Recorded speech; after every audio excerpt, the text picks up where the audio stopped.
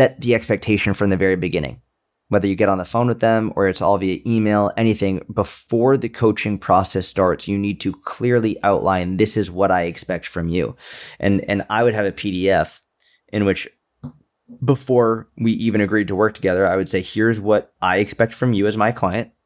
And I would say, I expect to hear from you this frequently with this much in your emails and these types of pictures and all of this and these form videos. This is what I expect from you. And I also had a section on what you can expect from me, a reply in this period of time, and blah, blah, blah, blah, blah, blah. So like all of that, I made that very clear from the outset, but that wasn't enough. There was still like a more lack of engagement than I wanted, which I was never able to achieve everything that I wanted, because the only engagement that, like, I would just want 100% engagement rate, but that just, it's not possible. So from there, the next most important thing you can do after setting expectations is making sure that you are never guilting or shaming them, and that it's always coming from a place of I don't ever want you to feel embarrassed. Mm-hmm. I think about it how my mom spoke to me as a kid. Like, my mom would tell me, I don't care what happens. I don't care what you do. I will always love you. And she would say things like, listen, there might be times where I'm upset and I'm mad at you, but no matter what, I always love you, and you can always come to me with anything.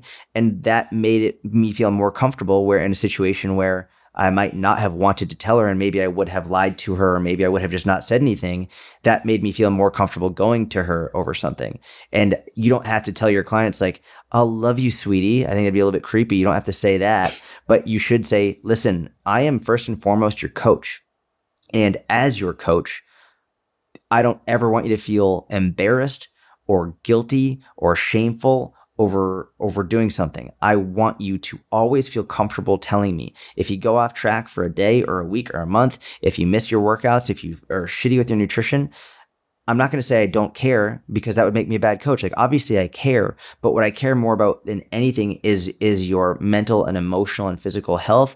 And I can't help with any of that if you're not being honest with me and communicating with me. So no matter what, please just tell me, because that's how I can help you. If you just stop communicating with me, I won't be able to help you. So that should also be a real conversation that you have at the very beginning, and also remind them throughout the coaching process.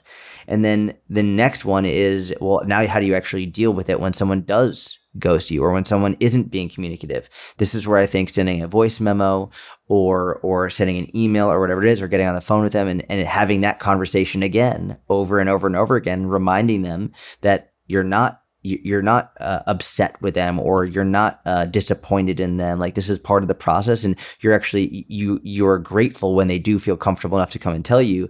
Which is the other one, is if someone does tell you something difficult, you should go over the top to reinforce that positive behavior, to be like, listen, first and foremost, before we dive into the issues here, I want to say thank you so much for feeling comfortable with me to tell me this, because many clients wouldn't have told me this. And maybe you in the past, depending on your relationship with them, maybe you might not have told me this before, but because you've done this now, this is actually making our relationship stronger, and it's giving me better insight into how I can help you. So thank you for that. So really go over the top with those behaviors.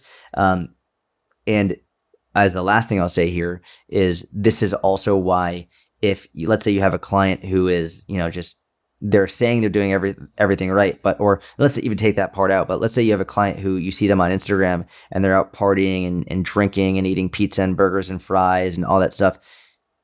You should not be commenting on that. Like, you should not be going in there and being like, oh, okay, so I guess this is 100% consistent. Oh, like, don't do that.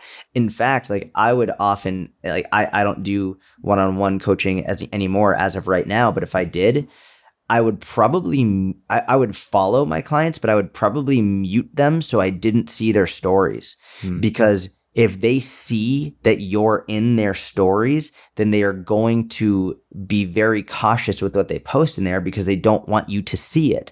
So I would follow them, because I think it's the right thing to do, and to let them know that you're there and support them. I don't think you should be playing the game of like, I don't follow people back. Like, who the fuck are you schmuck? But I would probably mute them so I wasn't even tempted to look at their stories, unless I see that they tagged me in something, and then I can just go into my messages and see what they tagged me in. But I would not go in their stories, just because it's probably going to make them more self-conscious. And if they post a picture of a piece of food that they eat, maybe a burger and fries, I wouldn't just like it, because sometimes just liking it they might think that it's your way of saying like, I see that you did this.